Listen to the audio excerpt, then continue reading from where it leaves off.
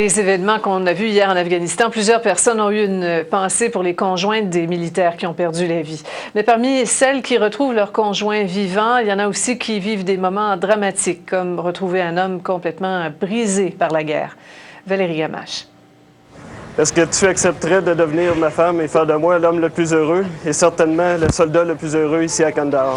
Caroline Otis avait répondu « Oui, je le veux » à cette demande en mariage faite en direct à l'émission tvaendirect.com en décembre dernier. Quelques mois plus tard, le rêve a tourné au cauchemar. On pourrait dire que mon conte de fées s'est terminé en cul de poisson. Mon conjoint est revenu d'Afghanistan. Il a été diagnostiqué syndrome post-traumatique. C'est-à-dire qu'il fait des réactions suite aux événements qu'il a vécu là-bas et qui est devenu un peu lourd au fil du temps et de plus en plus lourd, et ce qui fait qu'à un moment donné, il a décidé de me quitter. À son retour de mission, Caroline ne reconnaissait tout simplement plus son conjoint. Le couple s'était pourtant entendu avant le départ. À son retour, le militaire devait rencontrer un psychologue pour ventiler son expérience. Ça aura pris 2 mois avant que le médecin l'envoie finalement chez le psychologue, 3 autres mois avant qu'il ait un rendez-vous. Je ne veux pas blâmer personne, tant Jocelyn que l'armée ou peu importe. Ce que je veux faire, c'est sensibiliser les gens, dire « Regardez, on en a 2000 qui viennent de partir, on en a quelques-uns qui sont arrivés dernièrement, prenez-les en charge. » Cette mission en Afghanistan a profondément changé la destinée du couple. Je suis convaincue que s'il n'y avait pas eu le syndrome post-traumatique, on ne serait pas autour de la table ici, mais à mes noces, à nos noces. On serait probablement mariés et tout irait très, très bien. Malgré tout, Caroline espère toujours pouvoir vivre son conte de fées.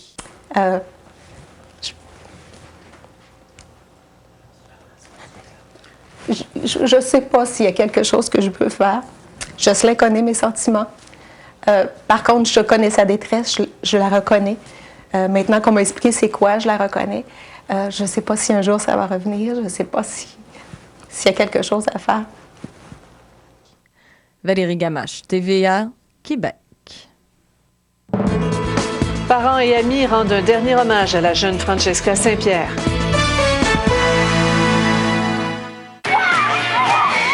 Avant les smoothies d'Américain. La manière avec laquelle elle présentait ces choses, c'était avec toujours beaucoup de conviction, beaucoup d'engagement. Alors, je pense que ces qualités-là vont lui rester accolées à sa personne et je pense que c'est bien comme ça. Voilà, je vous rappelle le décès constaté ce midi de la mairesse de Québec, André Boucher. Merci d'avoir été là, mesdames, messieurs. Dans 2 minutes, le journal RDI, 17h, avec ma collègue France Baudouin. Moi, je vous souhaite une bonne soirée, puis je vous retrouve demain, 11h. Au revoir.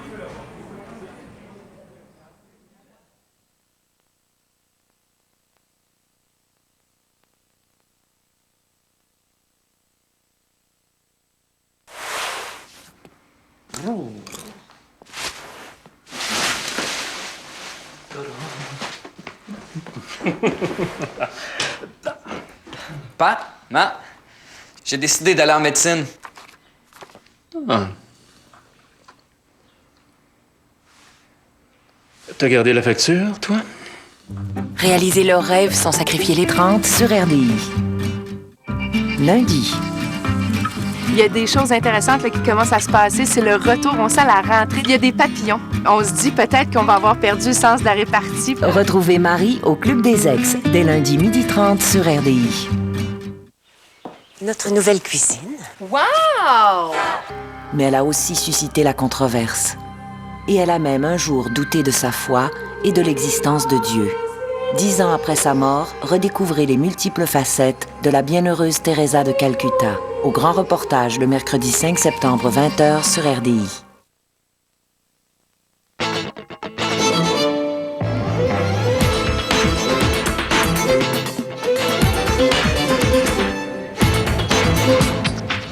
Elle était connue pour son franc-parler. La mairesse Boucher meurt subitement. Accommodement raisonnable, les consultations publiques commencent. 40 ans après le meurtre de 2 adolescents noirs, la prison à vie pour un ancien membre du Ku Klux Klan.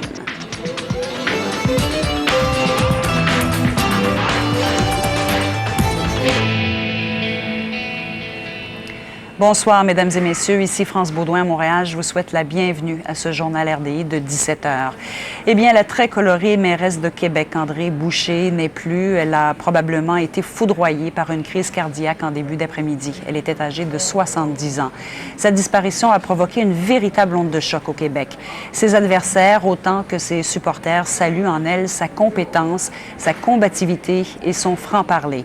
Tous parlent d'une femme de grande valeur qui laissera un grand vide dans le monde de la politique municipale.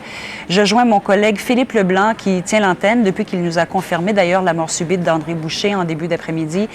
Philippe, sa disparition a provoqué, comme je le disais, toute une onde de choc à Québec notamment.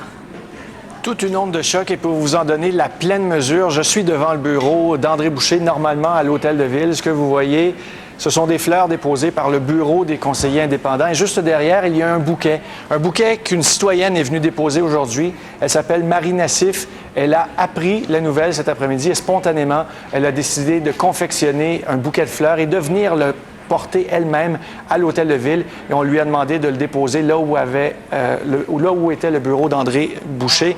Et c'est un peu ça, André Boucher, tout le monde le disait cet après-midi, c'est une politicienne près des gens, c'est une politicienne au franc-parler. Et un qui l'a bien connu aux premières loges, c'est Jacques Landlois, c'est le président actuellement de la Commission de la capitale nationale du Québec. Mais à l'époque, il a aussi été maire de Beauport et c'est là qu'il a connu André Boucher au sein de la communauté urbaine de Québec.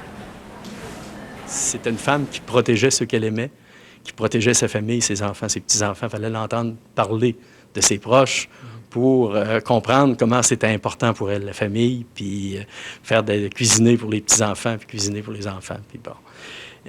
Et c'était vrai aussi pour ses amis. André, tu pouvais pas... Fallait pas te blesser si elle t'aimait parce qu'elle te défendait. Et on lui rendait aussi. Tu sais, c'était... Moi, je pense que c'était une femme qui était remplie d'amour, c'était une vraie, et une femme qui était déterminée, prête à aller au bout de ses convictions pour faire passer ses dossiers. Il y en a qui ont dit qu'elle s'était prête 2 puis 3 fois pour réaliser des choses. Ça n'a pas d'importance. Il y a peut-être des gens qui arrêtent trop vite aussi dans la vie. Et la leçon de vie qu'elle a pu donner à plusieurs, puis qu'elle m'a donnée, ça a été que quand on croit dans une cause, quand on est convaincu que ce qu'on fait, c'est ça, il faut aller jusqu'au bout. Et c'est ça que je retiens d'André Boucher, c'était une vraie. Et ce départ subi, il faut le dire, d'André Boucher, ça suscite aussi de vives réactions dans le monde de la politique provinciale, Philippe. Écoutez, les 3 chefs de parti à Québec ont pris le temps de rencontrer les médias cet après-midi. Pauline Marois, Mario Dumont ont convoqué des points de presse. Donc, ça illustre toute la portée, toute l'aura qu'avait André Boucher. Donc, on peut écouter une série de réactions. Il y aura Pauline Marois, chef du Parti québécois. Il y a Mario Dumont, chef de l'Action démocratique. Et aussi Jean Charest, ainsi que ses proches ministres qui sont à Coudjouac actuellement. J'ai eu l'occasion de travailler avec Mme Boucher, de la connaître depuis plusieurs années. C'était une femme exceptionnelle. D'ailleurs, sa dernière élection témoigne de l'estime que la population de Québec avait pour Mme Boucher. Et c'est donc une grande perte. Je crois que ce qu'on va retenir d'elle, c'est le fait qu'elle avait un style politique unique, le sien, on s'en souvient très bien. Un style apprécié par la population. Il y a une leçon là-dedans sur la façon dont elle a fait de la politique. Un discours politique qui parlait aux gens autant par le cœur que par la tête, avec simplicité, mais jamais avec simplisme. Et je pense que c'est ce qu'on devra retenir de cette grande dame qui aura joué finalement un rôle très important dans l'histoire de la Ville de Québec et de sa région. Une femme simple, honnête, intègre, très compétente, qui connaissait très bien ses dossiers, puis avec laquelle, dans le fond, on pouvait discuter, puis on pouvait régler avec Mme Boucher. On était vraiment toujours en mode solution avec elle. Alors moi, c'est une nouvelle qui m'attriste beaucoup comme ministre des Affaires municipales. Le milieu municipal perd une grande personne qui a dévoué toute sa carrière à l'avancement des dossiers sur la scène municipale. Alors, c'est une journée triste. C'est une femme de tête, mais c'est une femme de cœur. Et elle était très généreuse de son temps, généreuse de ses propos. Et aussi, elle était très heureuse de voir que d'autres femmes étaient engagées en politique. Et à cet égard-là, il y avait entre nous une certaine complicité, même si, évidemment, il y avait entre elles et, entre autres, notre gouvernement, certains différends assez majeurs. Elle a véritablement incarner dans le Québec la vie municipale, l'action municipale à tel point. Il n'y a pas de démonstration plus profonde qu'une personne incarne son engagement dans un milieu, dans une fonction, qu'une personne comme elle qui, lorsqu'elle était en dehors de l'univers municipal, sur la rue, sur le trottoir, spontanément, les gens l'interpellaient comme la mairesse Boucher. Parce qu'elle avait vraiment son engagement, sa passion pour l'action municipale, sa connaissance des dossiers sous tous les angles de la vie municipale ont fait qu'elle a été ni plus ni moins fusionnée comme personne avec cette fonction de mairesse. C'est ici, dans la salle du conseil municipal de la Ville de Québec, qu'André Boucher exerçait ses actions, mais ses actions pour se rapprocher du peuple, le petit peuple, comme l'ont dit certaines personnes cet après-midi qui ont commenté la mort d'André Boucher, parce qu'elle a toujours eu le citoyen en tête et comme priorité. Et elle a toujours dit que c'est le citoyen de la Ville de Québec qui était le maître, qui dirigeait ses actions. Maintenant, on est allé dans la rue plus tôt aujourd'hui. On a rencontré de ces citoyens qui pleurent André Boucher. Voici ce qu'ils avaient à dire. Et tout ce qu'on savait, c'est que c'était monsieur qui était malade, pas elle du tout. Alors, je suis très, très surprise de la nouvelle de son décès. C'est malheureux. Elle faisait un très bon travail à la ville. Moi, je l'aimais bien. Oui, oui, énormément. Puis c'était calme chez elle. Je ne peux pas dire que c'était bruyant du tout, du tout. C'était une voisine agréable, somme toute.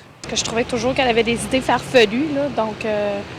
C'est sûr que c'est un gros décès. C'est quand même une madame qui a fait son chemin, qui a pris sa place. Là, mais pour ma part, c'est sûr que ça, d'un côté, ça va faire place à du renouveau. Un choc, une surprise. Oui. On ne s'attendait pas à ça. Et puis pour la mairie, qu'est-ce que vous... Pour la mairie, il faut savoir qui va la remplacer et comment ça va fonctionner par la suite. C'est à peu près tout ce que je peux vous dire.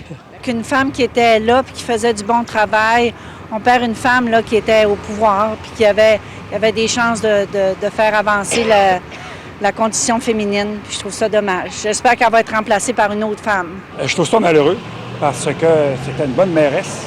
Elle voulait faire le ménage dans la ville, parmi le conseil de ville, dans la ville de Québec. Je trouve ça quasiment catastrophique. Non, elle n'est pas remplaçable. Là. Tout le monde est remplaçable, là. Mais je trouve ça malheureux à son âge. Elle venait de commencer, puis elle voulait travailler pour le bien de toute la collectivité. Puis je trouve ça malheureux qu'elle ait parti si vite que ça.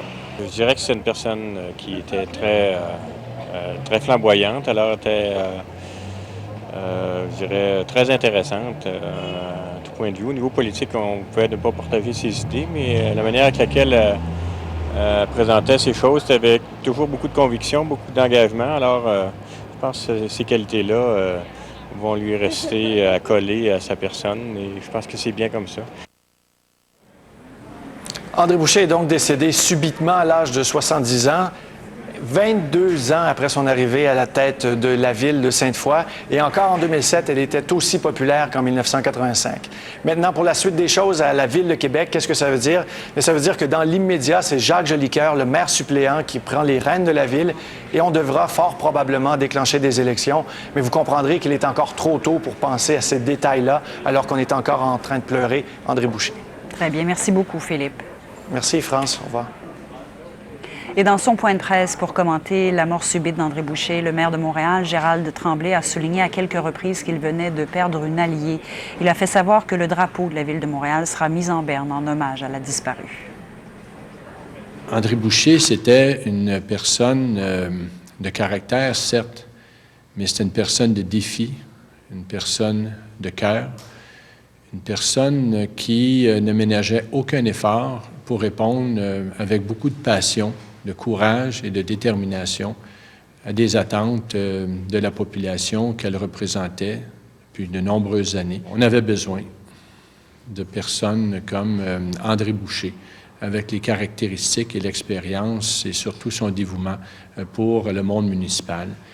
Puis elle nous quitte également à un moment très important pour le Québec, mais également pour le Canada, où on fêtait le 400e anniversaire de la fondation de la Ville de Québec. Elle y a mis beaucoup d'énergie. Elle y croyait profondément.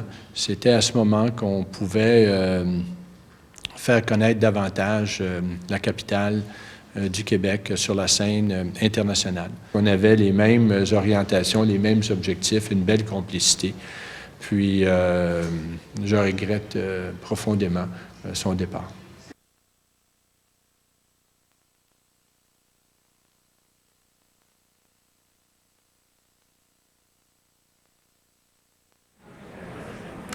Même si Mario Dumont continue de prôner la vigilance en matière d'immigration et croit que la capacité d'accueil du Québec atteint ses limites, le sujet des problèmes d'intégration n'a pas retenu l'attention des jeunes présents à la première consultation publique de la commission Bouchard-Taylor. Jean-Sébastien Cloutier. Monsieur Mario Dumont.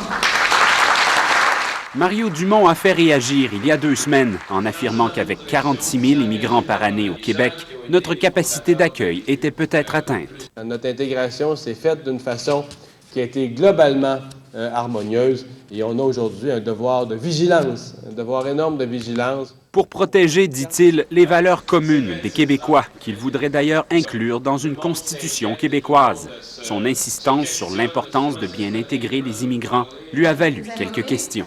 Est-ce que vous ne pensez pas que le problème se situe beaucoup plus au niveau de votre perception? Mario Dumont a ensuite rappelé aux journalistes que la DQ investirait davantage dans l'intégration aux immigrants. Le devoir de vigilance, on l'a certainement en face d'un gouvernement qui, lui, a réduit ses budgets, qui, lui, a réduit ses efforts en matière d'intégration linguistique, qui a réduit l'aide aux organismes. C'est la culture, est-ce que c'est la religion? Mais les problèmes d'intégration n'avaient pas trop l'air de préoccuper les jeunes réunis pour la première consultation publique de la commission Taylor-Bouchard. On ne fait pas encore part de ce qu'on est, parce que je fais partie de cette société-là pour accueillir d'autres personnes. Les 2 commissaires ont été impressionnés par leurs interventions, très encourageantes, selon eux, pour l'avenir du Québec. Ils sont tellement engagés et imprégnés du nouveau Québec qui est en train de se faire que, franchement, on a l'impression que le problème des accommodements, pour eux, c'est pas quelque chose de si fondamental. Gérard Bouchard et Charles Taylor n'ont pas fini de prendre des notes. Leur consultation provinciale débutera officiellement le 10 septembre à Gatineau et se terminera le 30 novembre à Montréal. Jean-Sébastien Cloutier, Radio-Canada, Montréal. Un ancien membre du Ku Klux Klan, aujourd'hui âgé de 72 ans, devra passer le reste de sa vie en prison pour sa participation au meurtre de 2 adolescents il y a plus de 40 ans. C'est la décision qu'a rendue un juge du Mississippi, même si aucune preuve formelle n'a pu être établie. Catherine Kovacs. Ce vieillard frêle, entouré de policiers, c'est James Seal, 72 ans. Il est venu entendre sa sentence pour le meurtre de 2 adolescents noirs, Henry D. et Charles Moore, qu'il a commis il y a plus de 40 ans. En 1964, on est en pleine crise des droits civils aux États-Unis. Seal est membre du Ku Klux Klan. Il est accusé d'avoir battu les 2 jeunes qui sont des militants des droits civiques et de les avoir ensuite jetés dans le fleuve Mississippi. Les corps sont retrouvés plusieurs mois plus tard, 110 km plus loin. Mais à l'époque, faute de preuves, Seal est relâché. Cette affaire a même inspiré le cinéaste Alan Parker, qui en a tiré le film Mississippi Burning en 1988. Puis Seal disparaît dans la nature, on le croit mort. Mais le frère d'une des victimes, Thomas Moore, le retrace en 2005 avec l'aide d'un réalisateur de la CBC. I'm calling for James Ford Seal. Le FBI rouvre le dossier, puisque la police a aussi obtenu le témoignage d'un autre membre du Ku Klux Klan repenti, Charles Marcus Edwards, qui passe aux aveux. Seal est arrêté et emprisonné en début d'année. Il est accusé d'enlèvement et d'association de malfaiteurs. Le juge de la Cour fédérale, qui a rendu sa sentence, reconnaît la participation de ce dernier dans le meurtre des 2 adolescents, même si des preuves formelles n'ont pu être établies. Justice a été rendue selon Thomas Moore, le frère d'une des victimes. Sa mère a pardonné. Ce jugement met donc un terme à un chapitre peu glorieux de l'histoire des États-Unis. Catherine Kovacs, Radio-Canada, Washington. Autre journée difficile en Afghanistan. 3 soldats britanniques ont été tués.